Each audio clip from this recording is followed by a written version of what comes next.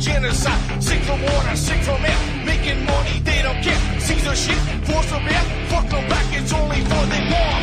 They shoot, they kill, they massacre, rape. They burn the kids. No one lives countries. Lie to your face, fight and die. Cause God forgive.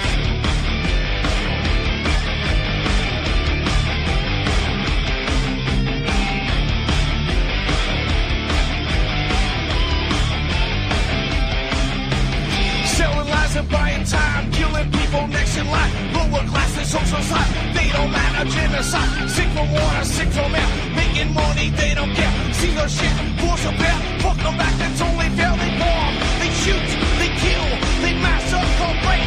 They burn the kids. No one lives countries. Lie to your face, fight and die. Cause God forgives. Yeah.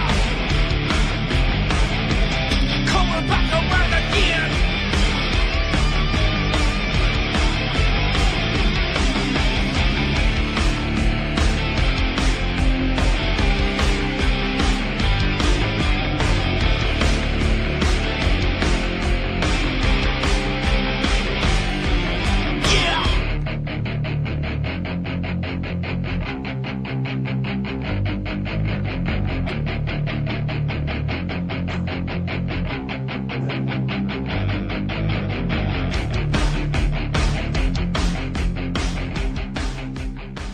Welcome to the show. I'm your host, Ron Stevens. This is Rock the Boat right here on UCY.TV, and it is Tuesday, the 30th of August.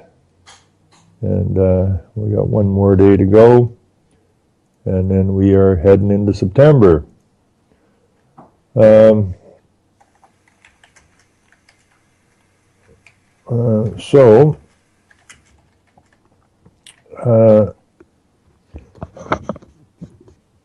You gotta like politicians, I suppose.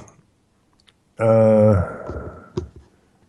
like to put them in a trash compactor myself, but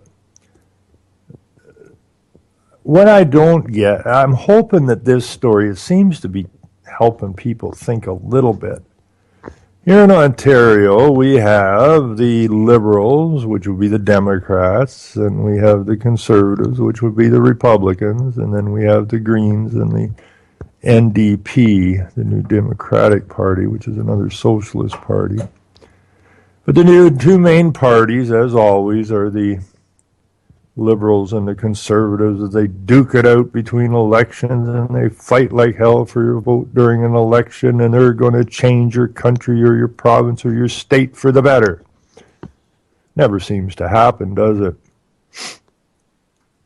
That's because they're just two boots on the same corporate body. Right, left, right, left, right, left. Everything and everybody in our countries are incorporated. And you don't exist. The man or the woman is not even recognized by the courts or the state or the country. It's all fictional. The lawyers created for you a fictional dual entity. And that's what lives. The fiction lives. You don't exist. And none of these politicians represent you. It's an impossibility. An absolute impossibility. They cannot represent you. They do not represent you. They've never represented you, and they ain't going about to start representing you. But there we go. We got the forever scrap between the right and the left, which what does what? It divides the people of the country, the state, the town. It keeps the people divided as it was meant to do. And then you get mad at one and you vote in the other one. And then you go, well, that didn't work very good. Of course not.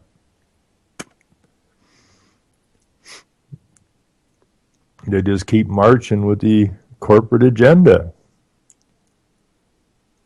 Man, that's got to come to a screeching halt here pretty quick. Anyways, Tory leader, that would be the Conservative or Republican, leader Patrick Brown, who's in opposition, and we have our Hillary Clinton not look-alike, but we have our Hillary Clinton here as the Premier of Ontario, and she's gay, or lesbian, whatever you want to call it. She's nuts. And they put together the new sex ed program for younger and younger children, and the only reason for it is so these sick idiots, these pedophile rings, many of them who are in high places, can have their way with the children. They're going to normalize pedophilia. We already see pedophiles are getting later and later sentences all the time. It's not really a crime, it's a choice. It's a sexual choice. Now we know the people who put all this stuff together, the people that have infiltrated our countries and our towns, are not good people. Okay? I don't care if you're religious, I could care, and I don't care. But the legal system is a adversarial system, and if you look up adversary, it says Satan. And we have many adversaries coming at us. And we have all of our countries working us into international UN satanic law, of which we're going to be under if we don't put the brakes on this somehow.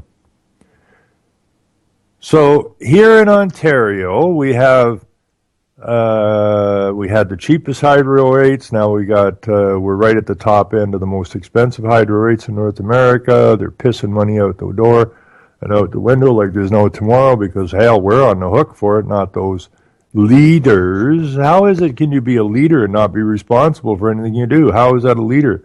A leader was supposed to be responsible for what they do, but not in the political realm. They've made you responsible, or your incorporated person, but then again they made it separate but indivisible. So you're on the hook for every screw up they make. You're on the hook for every dime they spend, and they're the most irresponsible lot that you're ever going to run across. And where I come from, the leader is the one that's supposed to be responsible. If you're leading my town or my province or my country and you make a screw up which indebts the people, then you don't have an option. You have an obligation to step down immediately because you've proven yourself to be irresponsible and definitely not a leader. And people can't seem to get these simple little things through their heads. Anyways, back to Patrick Brown. He's a progressive conservative. He says a progressive conservative government will retain Ontario's updated sex education curriculum, and Tory leader Patrick Brown said it was a mistake for his party to claim otherwise. Well, he's the leader of the party. Now, during the election, he was bellyaching and bitching about this early sex ed, teaching very young children about things that they haven't got the slightest desire to know anything about. They're little children, and you're not even allowing them to be little children. You're teaching them to accept pedophilia as normal.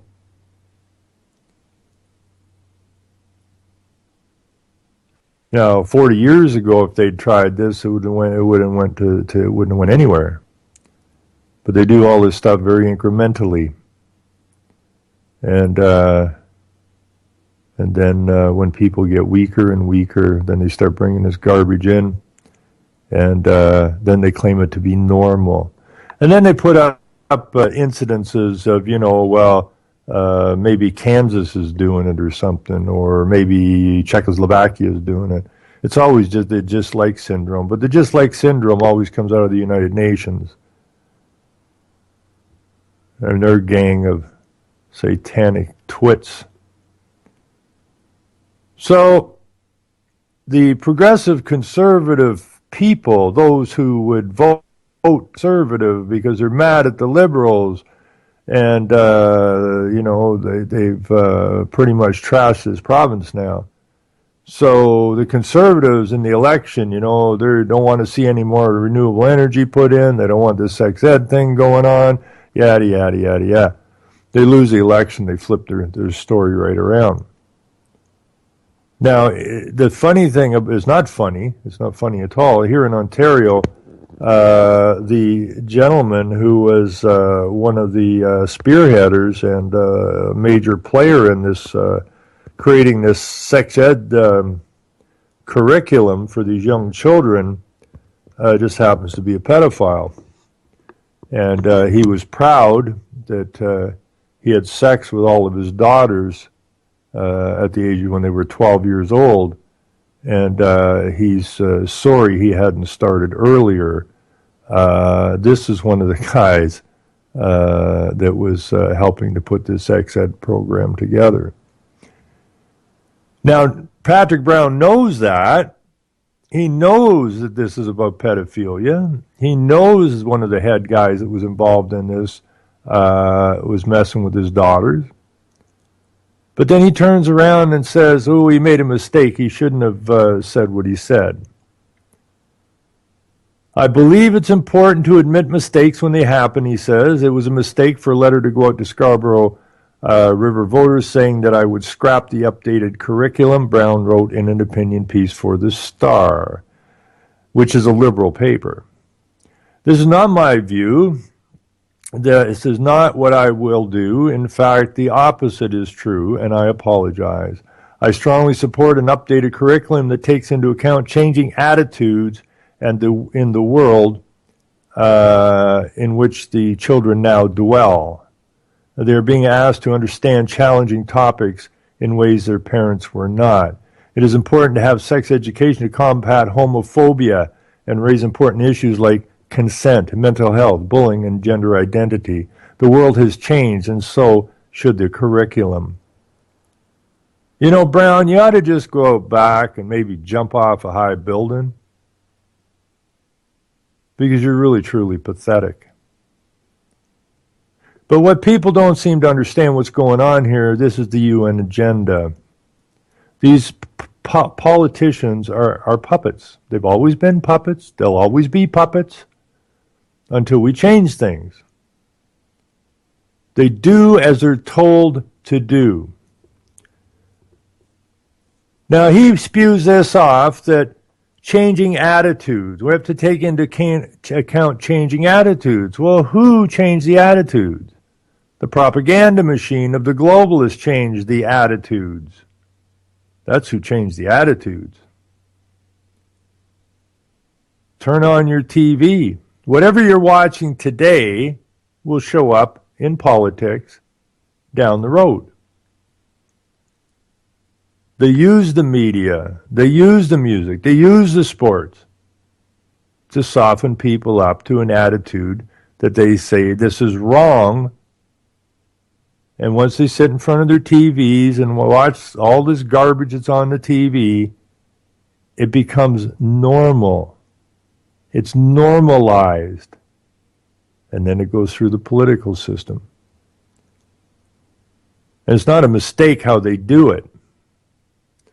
A politician could not possibly stand up and say, I got this great idea. I'm going to teach children in grade 5 or 6 about anal sex because it's important they know about this. It wouldn't fly. What they do is they got to put it through the multitude of media, the multitude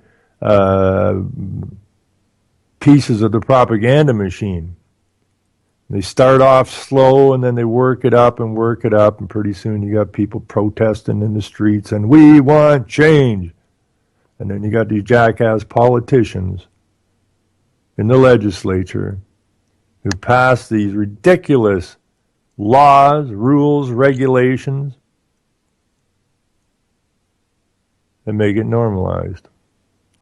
Brown blamed overzealous supporters of Tory candidate Raymond Cho, a city councillor, for the snafu, noting changes to the curriculum are hot topics in the by-election. The campaign in Scarborough River wished to express these concerns and to assure voters that when it came time for the next round of updates, both experts and parents would be thoroughly consulted. Much to my regret, it went too far, and I said I'd scrap the curriculum. Earlier Monday, he was accused of flip-flopping on the same issue. Education Minister Hunter blasted Brown for putting students at risk by seeming to oppose changes that last spring he had endorsed. Now, how is that putting students at risk? It's not, of course, but this is politics. The fact that Patrick Brown has put out a secret letter that says he would cancel that curriculum, is really not thinking about the safety of our kids and is frankly disappointing, Hunter told reporters at a Toronto school. We don't want normal children, do we? We don't want any normal anything. The world's changed into this bizarre circus that some people still refer to as reality.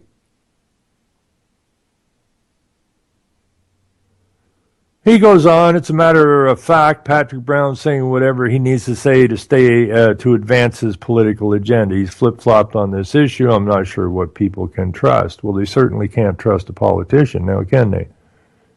There isn't a politician that ever lived that wasn't a liar. It's a prerequisite to being a politician. And you have to never take responsibility for anything you've done. That's another prerequisite of a politician. In the now discredited missive, the Tory leader said if he wins the 2018 provincial election, his government would develop a new curriculum after thoughtful and full consultation with parents. His letter did not specify what he feels must be amended.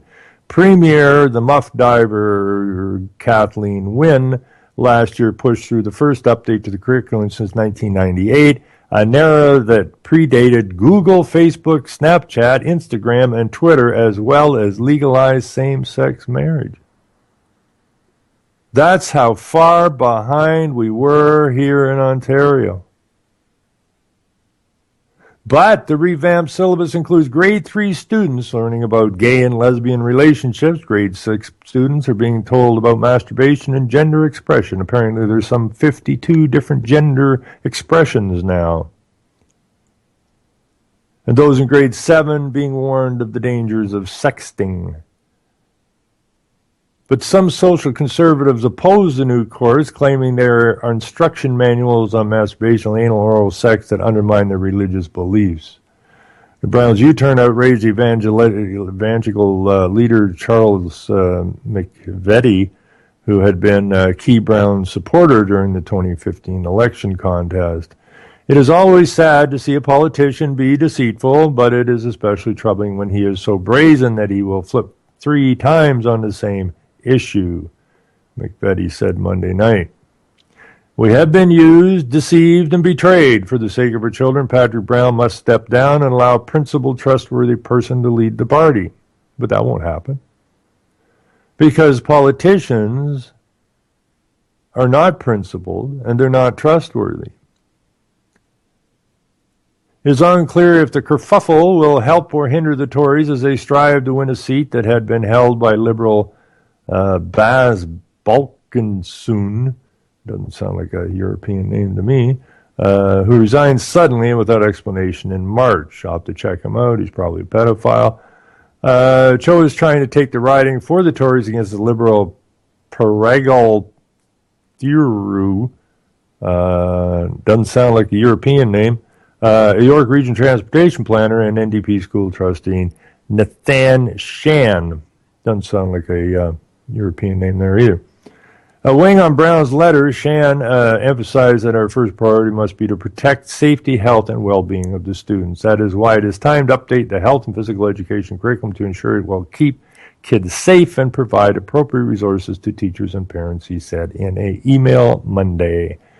Going forward, it's also important for the government to engage in ongoing dialogue with parents and education professionals to ensure the curriculum remains up to date. I tell you, it has gotten so bad that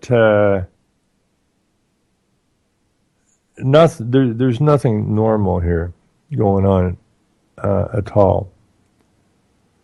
Now over to China for a minute.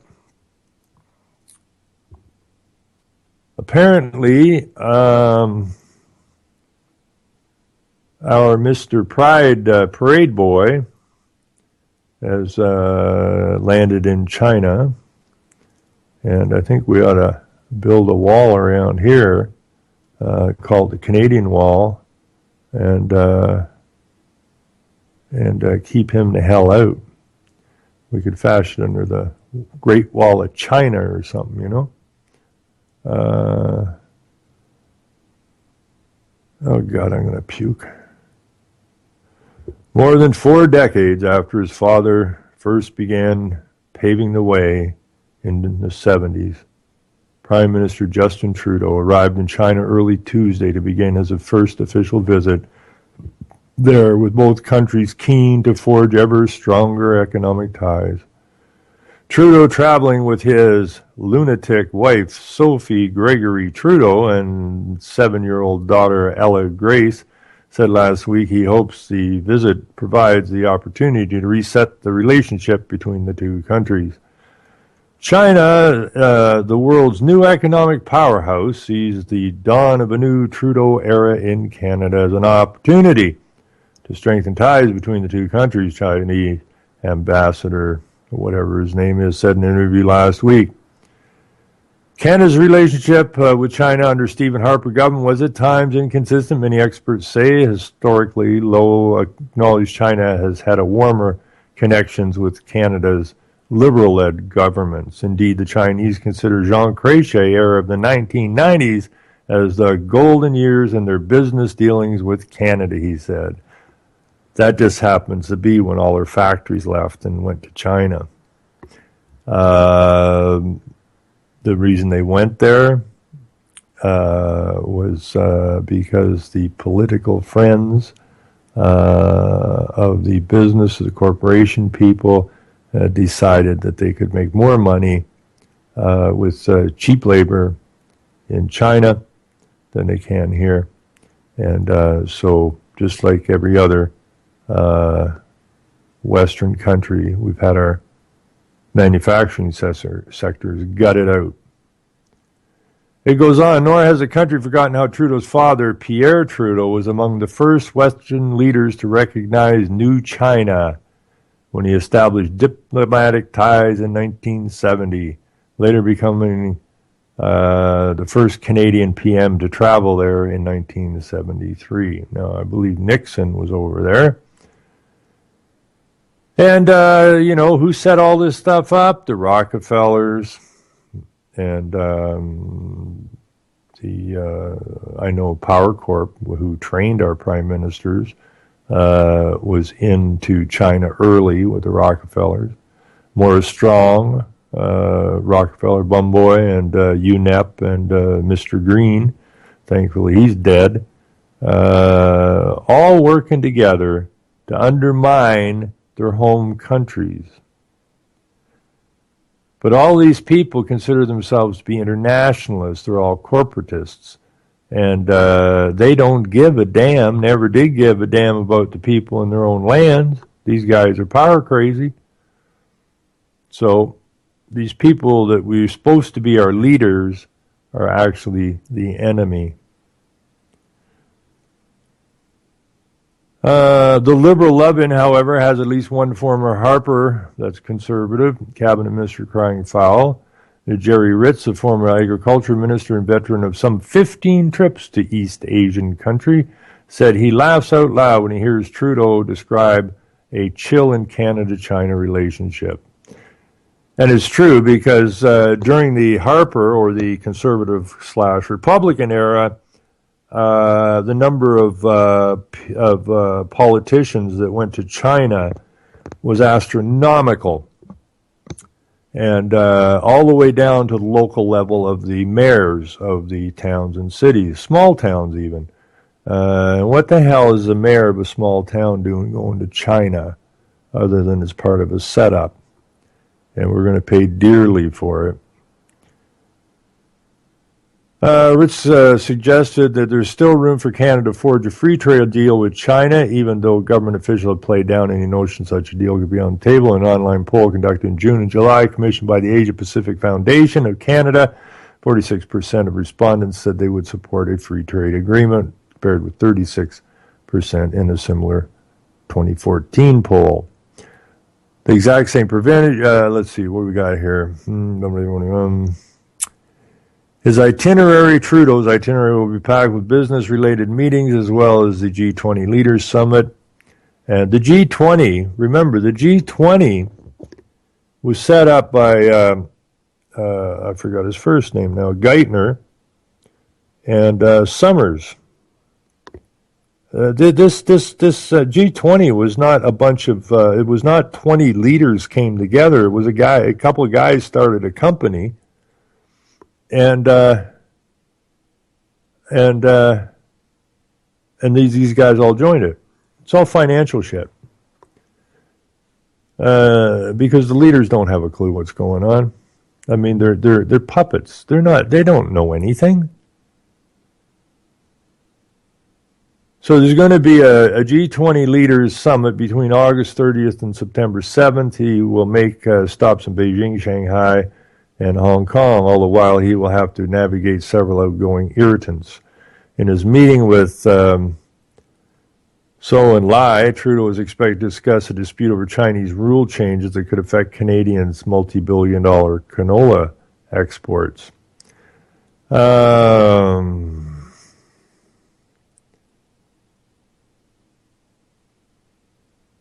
Bum-de-bum-de-bum. Now, the funny thing about this thing with China is CSIS is Canada's premier intelligence agency, I guess. And the head of that, Mr. Fadden, quite a few years ago now, was putting out a warning about the Chinese influence on government officials in this country. Now, Mr. Fadden was absolutely correct in his assessment of what was going on, and he went to the government to tell them what he has been seeing. But because the head officials are all involved in this scam with China, they hauled Mr. Fadden, head of CSIS, who was supposed to be looking out for the benefit of the country. They hauled his ass in front of an all-party committee and dragged him through the coals and denied everything that he said, although he did stand his ground. He was promptly removed as head of CSIS and stuck in some closet somewhere in some other part of the military or something, never to be heard from again. So these people are absolutely treasonous dogs that don't represent the people. Trudeau's schedule includes meetings with the China Entrepreneur Club, Canada-China Business Council. Now, the Canada-China Business Council is actually really called the China-Canada Business Council, because when they were sending mayors in our mayor over there, I was trying to figure out who this Canada-China Business Council was. I couldn't find hide nor hair of it. And then I switched it around to China-Canada Business Council. Bingo! And we found the underground railway, if you will, that is spiriting our local politicians over to China. And that particular council has, again, ties. Their office is in Markham, Ontario, and I spoke with them, and they can be traced directly back to the Power Corporation, of which Maurice Strong came from, and Jean Chrétien came from, and so on and so forth. So you could call it an inside job, if you will. That's basically what it is. And but people they're still having a hard time getting it. They're still having a hard time getting what should be so simple for them to understand, but they still seem to be just having a hard time with it. Let's see, I'm getting so many freaking Skype messages coming in here. Just hang in here. What's going on?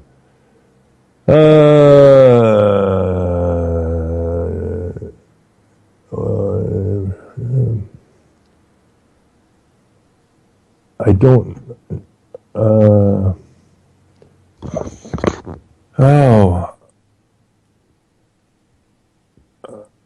I just it appears to me something very kind people are. Chris, do I continue to set up the interview? Yes. I'm not sure what interview it is, but please, whoever is setting it up, continue to do so. Please.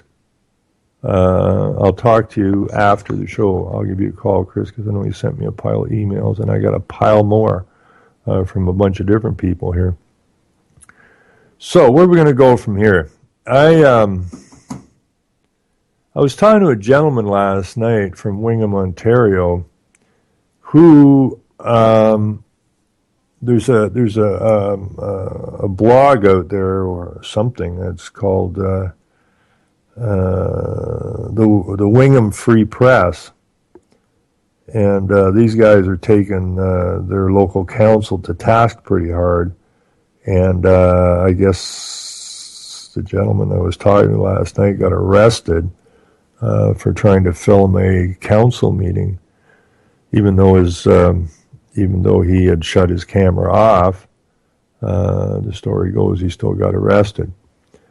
But I have to send him some documents too. But this is what we need to do, right? We need to get in the face of our local councils, because that is where the global agenda is being implemented in every single freaking town. And the local rags and the local media never say what's going on. They'll talk about the trail systems, and they'll talk about the Blue Flag Beach, which is a UN flag, and they'll talk about all these things in the most positive manner, but they will never tell the people what actually is going on behind the scenes. And so I take my hat off to these guys over in Wingham, Ontario, which is about 40 minutes from here, and keep the pressure on them. These guys at the local council have been having a free ride way to frig too long. I mean, you think about it. They've been tearing us down for a lot longer than Agenda 21's been around. But we just go to Agenda 21. I mean, that was being implemented 1992, and in some places several years before that. And it's now 2016. So these people in these local councils have had a free ride all that time. And they've been implementing the agenda all that time. Or not the agendas all that time. And if we cannot bring ourselves to understand what's going on at our local level, then we may as well pack it up and stick our heads in the sand and forget about it. All of this stuff is noise. Everything in the media is noise. That's all it is. It's just noise. And the noise gets in your head, and then you start discussing the noise like it matters somehow. It doesn't. It doesn't matter a damn what they do at the top. We know what they're doing at the top. They've all sold their souls, and they're up to their eyeballs in this globalist agenda. But they're implementing it down at the local level. It's easier to fool the people apparently down there. And that's what's going on. And we got to step up to the plate somehow. We really, truly do got to step up to the plate. And if we fail to do so, again, we have no one to blame but ourselves. We're the ones that I suppose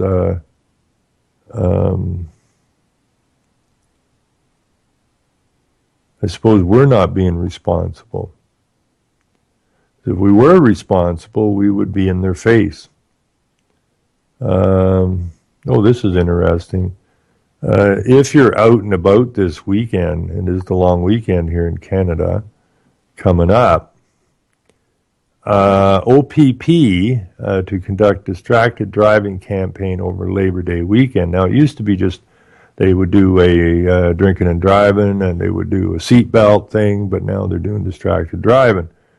For the first time since distracted driving laws were introduced in Ontario in 2009, the OPP report that the road deaths due to driver inattention could double the number of impaired-related deaths this year. As of mid-August, the OPP investigated 38 fatal crashes in which an inattentive driver was involved, compared to 19 deaths involving impaired driving. While both these driving behaviors are equally threatening to safety of road users, this latest data has the OPP calling for a heightened awareness of the high number of distracted drivers and the risks they pose on our roads. Provincial police are preparing to launch a distracted driver campaign over the Labor Day weekend. In the news release, OPP Deputy Commissioner Brad Blair, Provincial Commander of Traffic Safety and Operational Support, stated, quote, "Don't be a passenger of a distracted driver. Recognize that they are endangering your life. Speak up and insist that they focus on the road and on safe driving. By not doing so, you are contributing to the problem," end quote. Since 2009, our officers have investigated more than 600 road deaths that have included an inattentive driver. Consider how many of those innocent lives could have been saved had someone in the vehicle intervened. True. But, the people generally have been dumbed down to the point they don't know what the hell they're doing anymore. I mean, how dense do you have to be driving down the road? Probably looking. Well, you can't look for Pokemon if you're driving because it recognizes how fast you're going. But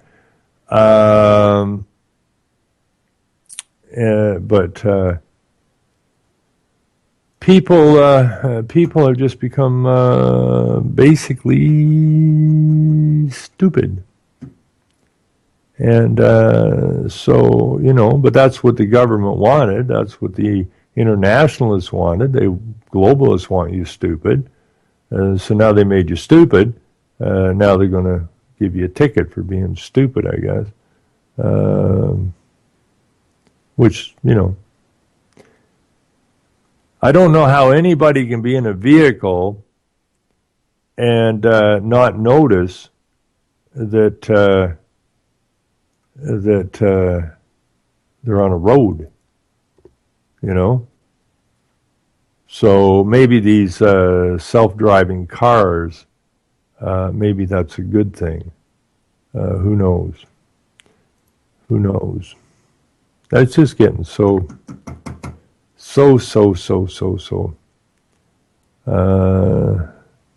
stupid.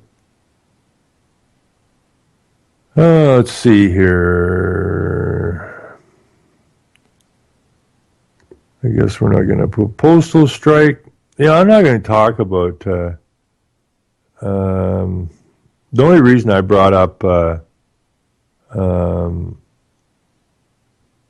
the politician here was just to show that The only reason I brought that up was to just try to show that they're both on the same side.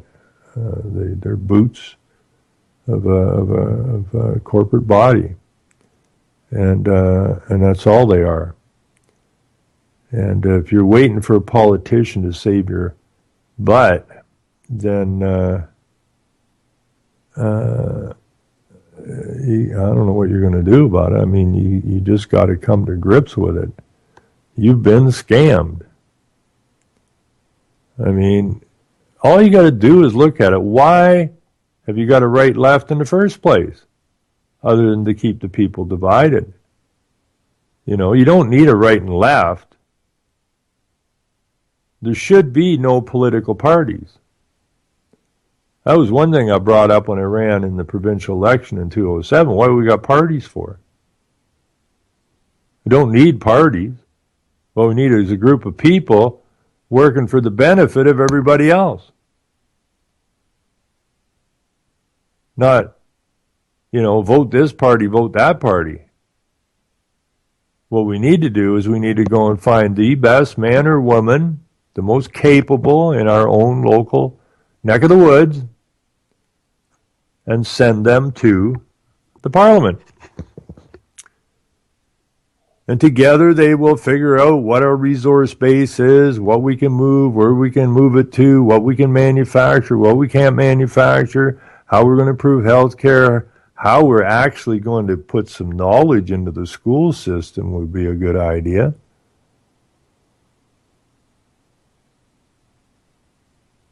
But then it would work.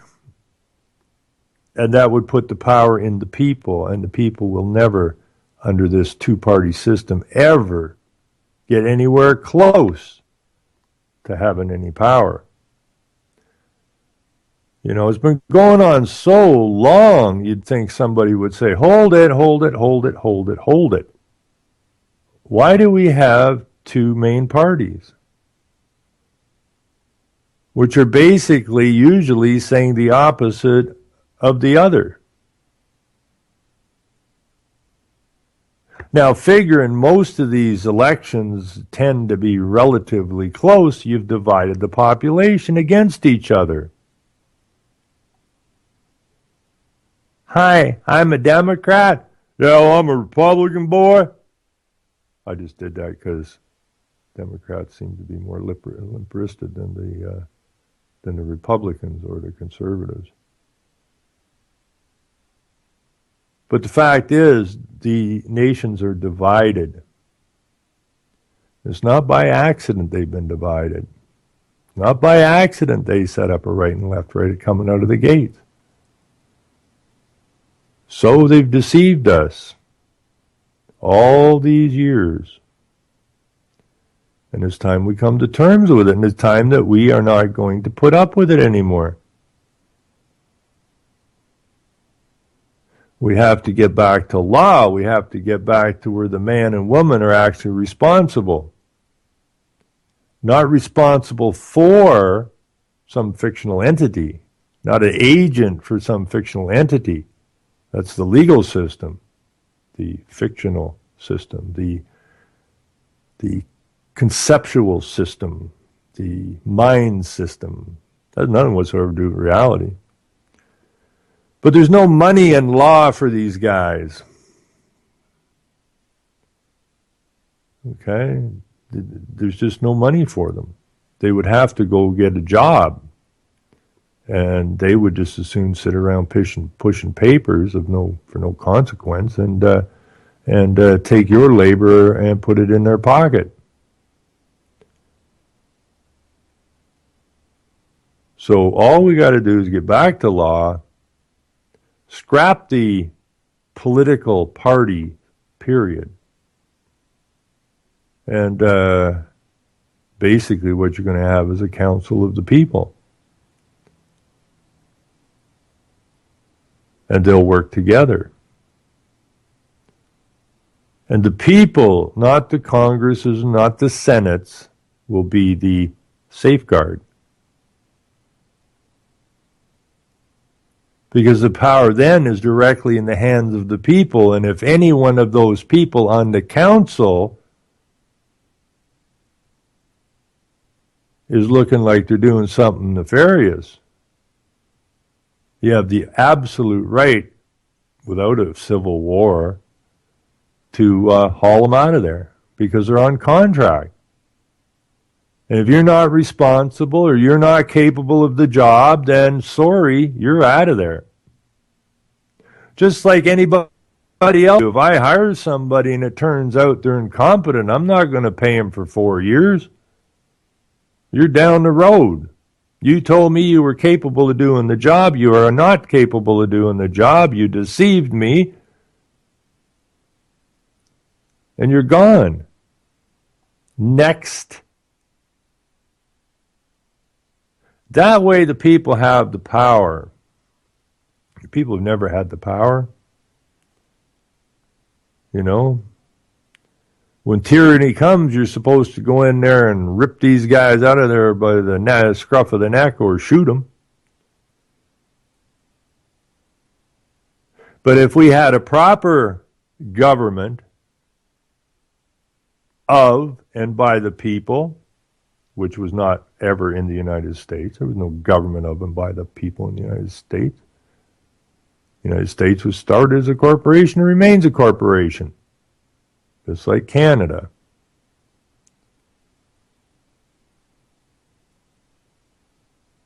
So we have to go and now create a government.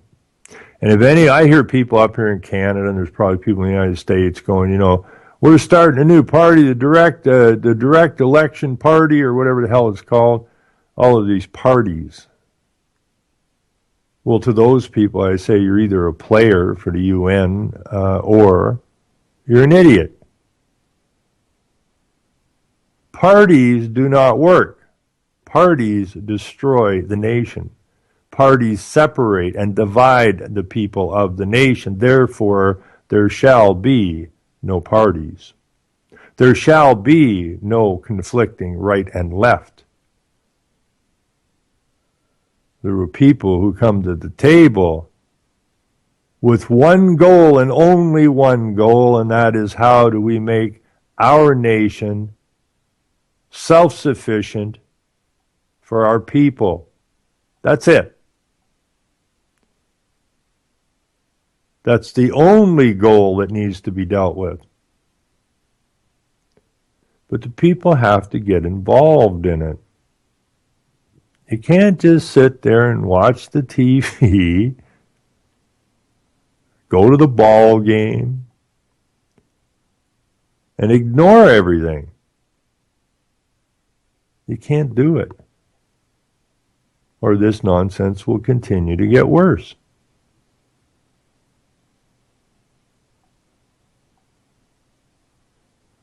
Like, you know, we got to get out of the fictional life that we've been leading and get into real life. And it's going to take a little bit of effort from everybody. Not a lot. Just each of your towns have to come to an agreement that your town hall, that your town council, your city council is treasonous. One, because nobody on that council represents you. Two, because the CAOs / city managers are the ones, and the clerks are the ones that run the show. Just like in the main political parties, these are just little people they bring in. The power is sitting behind the elected people. The power runs the elected people. That's why it never turns out the way you want it to turn out, because you ain't got no influence in it. So we got to turn it around. I would be just so happy if nobody voted. You know? That would hopefully send a message to these idiots. Not likely, though. You know, if only 10% of the entire population of the United States voted and somebody won, they'd be out there saying, we want to thank the voters for giving us this mandate for the next 4 years. And we're going to work hard to make America the best country in the world. I don't know how many times we've heard that over the years. and she's just been spinning down the toilet. I mean, these leaders don't even write their own damn speeches. Hey, puppet, I wrote you a speech. Can you regurgitate this?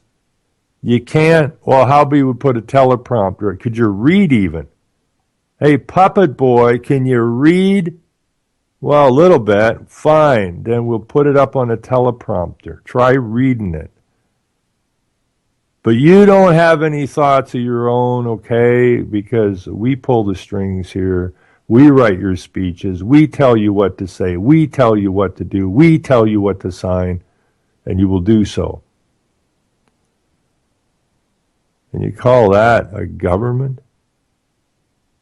That's not a government. That's a huge scam. A huge scam. Oh, one thing I got to say before I get out of here tonight, a little bit on, well, it's not even on the lighter side. I guess Gene Wilder passed away yesterday at the age of 83, and I'm going to have to fire up a copy of Blazing Saddles, I guess. I kind of got a soft spot for that show. I was in Edmonton, Alberta, I believe, at the time that movie was out. In was that 70? I don't even remember what year that was, 74 or somewhere in there. And I was kind of bummed out a little bit, and I wouldn't have been, I don't even know if I was mid-20s yet. And I was walking down the main drag of Edmonton and feeling a little bummed out about something. And probably I was bummed out thinking about what's wrong with my country. I used to do that a lot. And seeing how people couldn't see anything used to make me nuts. And so I was walking down. I didn't know what this movie was. I just saw a movie on the theater, afternoon matinee kind of thing. And so I just went into the theater and said Blazing Saddles. I figured a cowboy movie or some sort. And so I went into the theater, sat down, I waited for this cowboy movie to start. And I want to thank the folks who put that one together, because my spirits were considerably higher at the end of that movie. That I wasn't waiting for. That was a kick-ass, ridiculous, absolutely ridiculous movie, but it was good. And also, this blows me away. Now, I never watch much TV, thankfully, but I do recall I Dream of Jeannie. I watched it a few times. And I'd seen Barbara Eden and other things from time to time. And I see she just turned 85 freaking years old. That blows me away. That absolutely blows me away. Time flies, folks. It flies fast. And so, back to our nations here. We need to get involved, because 10 years, 20 years, 30 years, 40 years can go by almost in the blink of an eye. And we don't want to be looking back and seeing that we've been completely locked down and we got no wiggle room left, and we forgot to do something about it. We have to get responsible. And I think what we need to do is change our system of so-called government. You know, when they were running around trying to chase me, when they were chasing me around trying to nail me as, trying to categorize me or tag me as a free man on the land thing, they'd say, so what is that? And they said, somebody thinks differently. Okay. And what else? Well, you don't like government. Well, that ain't me. I'm not stupid enough to think we don't need some sort of a governing body. But we need one that's for the people, not against the people, to bring the people together, not to divide the people. And he said, well, yeah, and they're against, they don't like law. They're against law. And I said, well, that can't be me either because I embrace the law. We have to have law. But we most definitely don't need the legal system. The legal system is divisive, adversarial, hurtful, useless piece of garbage that has nothing whatsoever to do with law. And so this is all we got to do. We got to get back to law, and we got to get back to people governing people, not a corporation governing fictional entities. And that's a total deception, and that's deceit. And there's no place for deceit because deceit harms. And it's a breach of trust, and a breach of trust by definition comes back out to treason. So they breach the trust and makes them treasonous, and their actions are totally treasonous, so it's fair to call them treasonous.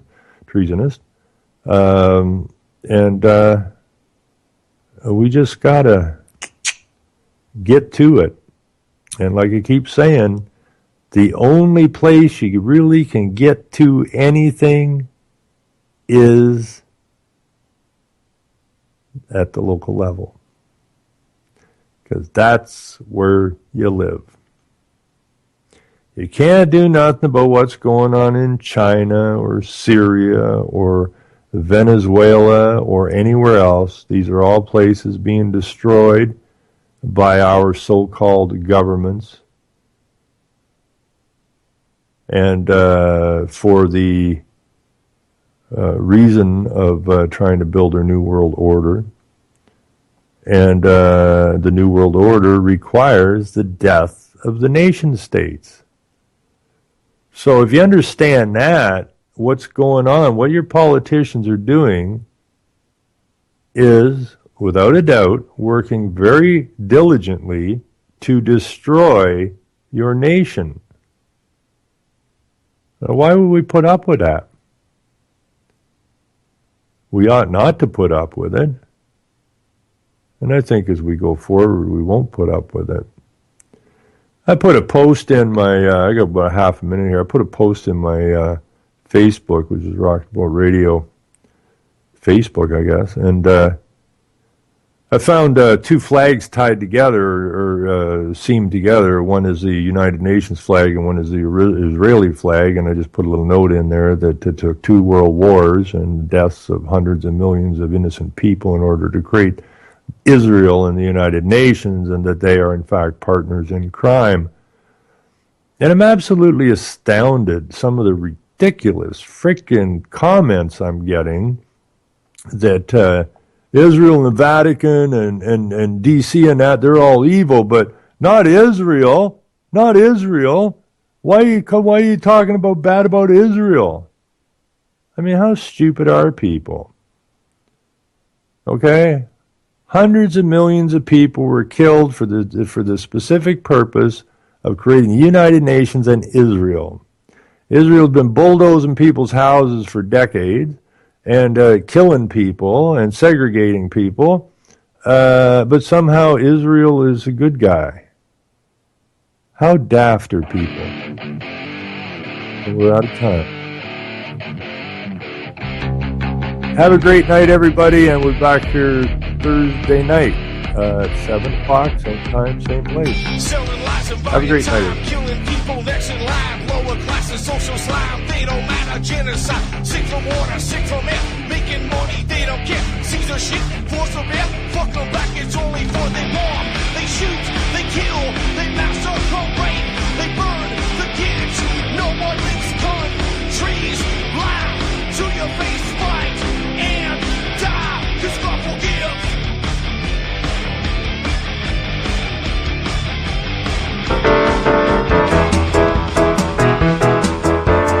My name is S.